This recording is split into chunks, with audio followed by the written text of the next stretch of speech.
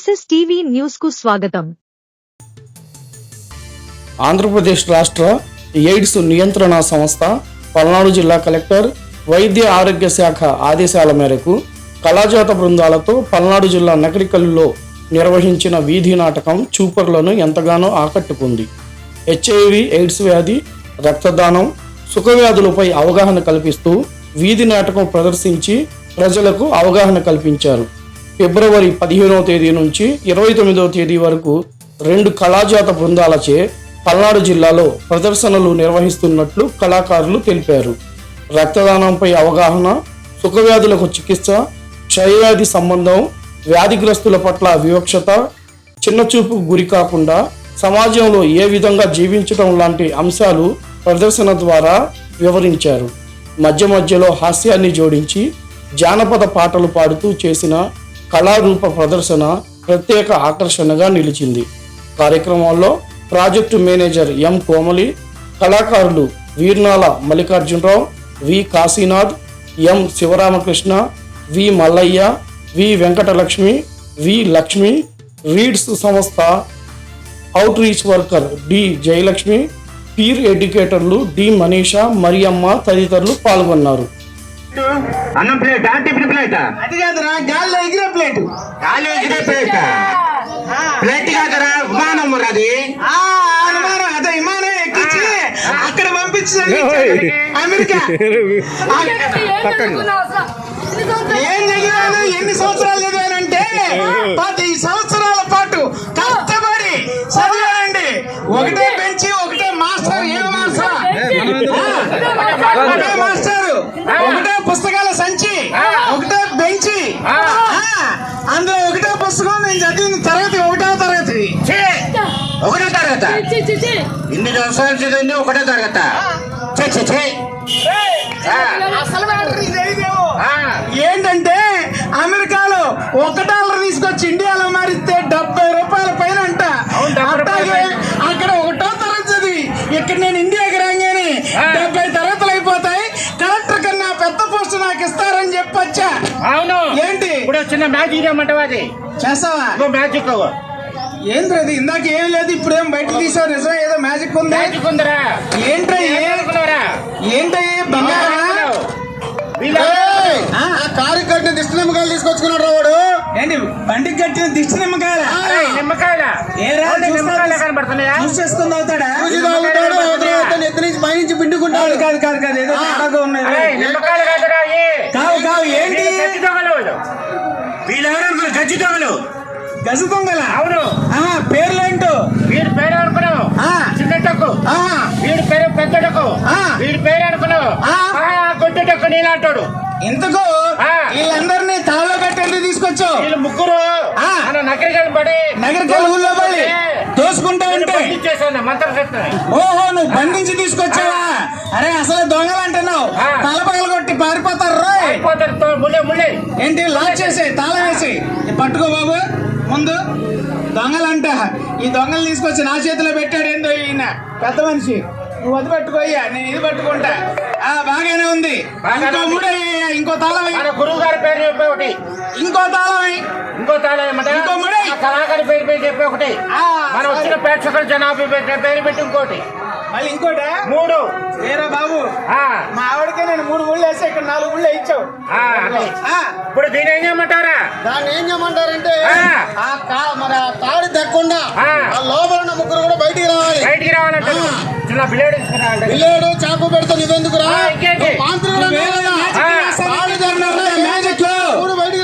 బయటికి రావాలంటే ఒక్క నిమిషం. మనం ఇక్కడికి ఎందుకు వచ్చామని చెప్పిన తర్వాత అప్పుడు ఇలా ముగ్గురిని బయటికి తెద్దు. సరేనా? మనం ఎందుకు చెప్తుంటారా? చెప్పాము, మేము చెప్పాము, మీరే మొదలు పెట్టలేదండి. ఆరోగ్య విషయాలపై అవగాహన కలిగి ఉండాలని జానపద కళారూపాల్లో ఇక్కడ వీధి నాటకం చేయడానికి మనం వచ్చాం. ఏంటి ఇంతవరకు చక్కని పాటైనా పాడతాయో మనం చూస్తున్నాం. పాడయ్యా. ఏంటంటే చూడ చక్కని తల్లి చుక్కల్లో జాబిల్లి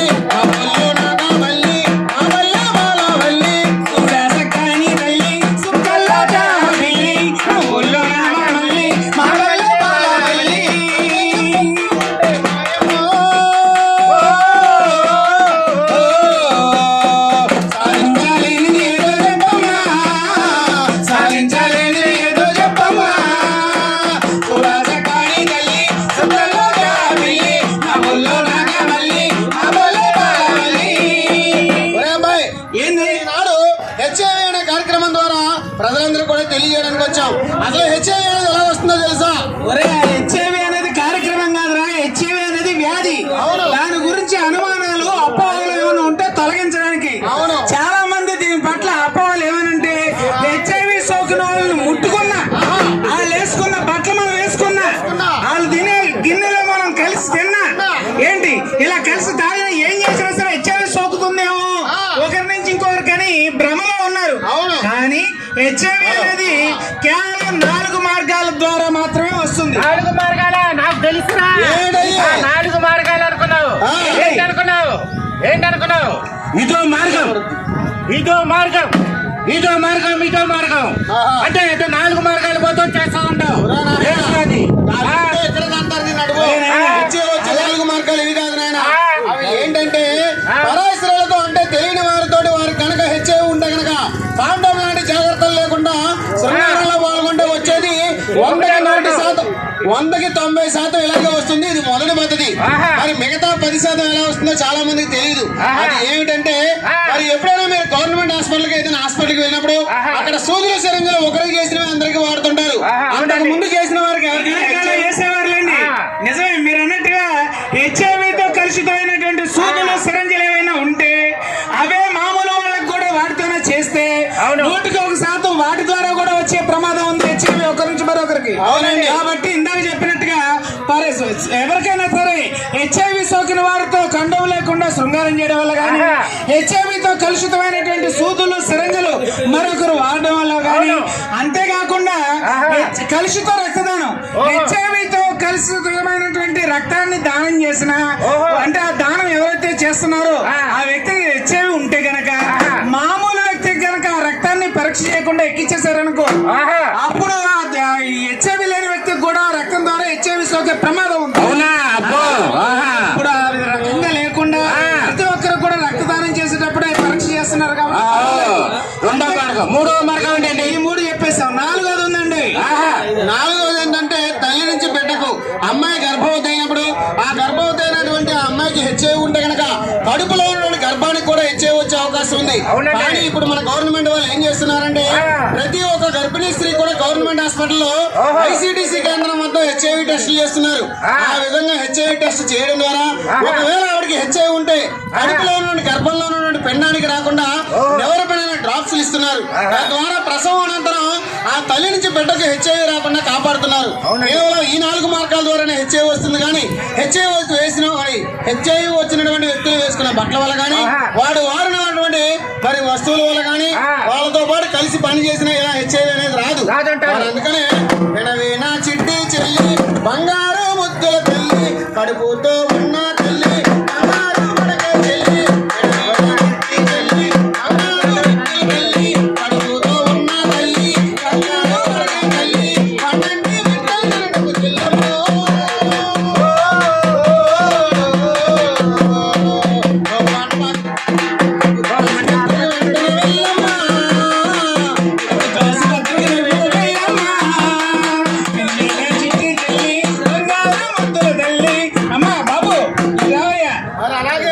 కొంచెం నిదానంగా పాడొచ్చుగా, ఏదో కంగారుగా పరిగెత్తుతూ పాడుతున్నావు ఏందో స్వామి. పాడంటే పరిగెడుతూ ఉండాలి, లేకపోతే ఊపి రాదనమాట. ఓహో అలాగా, సరే నువ్వు ఊగద్దు కానీ అంతా బాగానే ఉంది. ఇందాక చెప్పావే తల్లి నుంచి బిడ్డకి సంక్రమించకుండా వ్యాధి అంటే అమ్మాయి గర్భవతి అని తెలియగానే దగ్గరలో ఉన్నటువంటి గవర్నమెంట్ హాస్పిటల్కి తీసుకెళ్తే అమ్మాయికి రక్త పరీక్ష చేసి మరి కడుపులో ఒకవేళ హెచ్ఐవి సోకు ఉంటే ఆల్రెడీ ఒకవేళ అమ్మాయికి హెచ్ఐవి సోకు ఉంటే పుట్టబోయే బిడ్డకి ఆ వ్యాధి రాకుండా తగిన జాగ్రత్తలు తీసుకుంటారని చెప్పావు. మొత్తానికి 4 మార్గాల ద్వారా తప్పితే మరి హెచ్ఐవి ఉన్న వాళ్ళతో కలిసి జీవించిన ఒకవేళ కలిసి తిరిగినా వాళ్ళ బట్టలు మనం వేసుకున్నా వాళ్ళతో పాటు మనం భోజనం చేసినా ఒకరి నుంచి ఇంకొకరికి హెచ్ఐవి సోకదని విషయం మనం తెలియపరిచావు. బాగానే ఉంది కానీ మరి హెచ్ఐవి ప్రజలంటే చాలా సులకన, చాలా అలుసుగా ఉందయ్యా. అవునండి, అందుకనే హెచ్ఐవి వచ్చిన వ్యక్తుల్ని చాలా మంది కూడా చులకనగా చూస్తున్నారని వాళ్ళ పట్ల వివక్ష చూపిస్తున్నారని ప్రతి ఒక్కరు కూడా 2017 యాక్ట్ చట్టాన్ని తీసుకొచ్చారు. ఈ చట్టం ప్రకారం ఎవరైనా వ్యాధిగ్రస్తులను అత్తింట్లో ఉంటే కనుక వాళ్ళని ఖాళీ చేయించినా వాళ్ళని ఉద్యోగాల నుంచి తొలగించినా అలాగే ప్రైవేట్ స్కూళ్ళలో వాళ్ళ పిల్లలు కానీ గవర్నమెంట్ స్కూల్లో చదువుకుంటే స్కూల్లో పిల్లల్ని తొలగించినా ఇవన్నీ చేస్తే కనుక 2017 హెచ్ఐవి యాక్ట్ చట్టం ప్రకారం 5 ఏళ్ళు జైలు శిక్ష కూడా విధిస్తారు. చేస్తున్నారు. అర్థమవుతుందండి? మరి అందుకనే మరి హెచ్ఐవి ప్రజలంటే తెలిసెందుకురా, వారు కూడా మనలో ఒక భాగమేదురా. హెచ్ఐవి ప్రజలంటే తెలిసెందుకురా, వారు కూడా మనలో ఒక భాగమేదురా. తాగితే వచ్చేది కాదు కలిసి ఫోన్ చేస్తారాదు. తాగితే వచ్చేది కాదు కలిసి పోచేస్తున్నారు. హెచ్ఐవి అంటే అది వైరస్ అని తెలుసుకో. హెచ్ఐవి వైరస్ అని తెలుసుకో.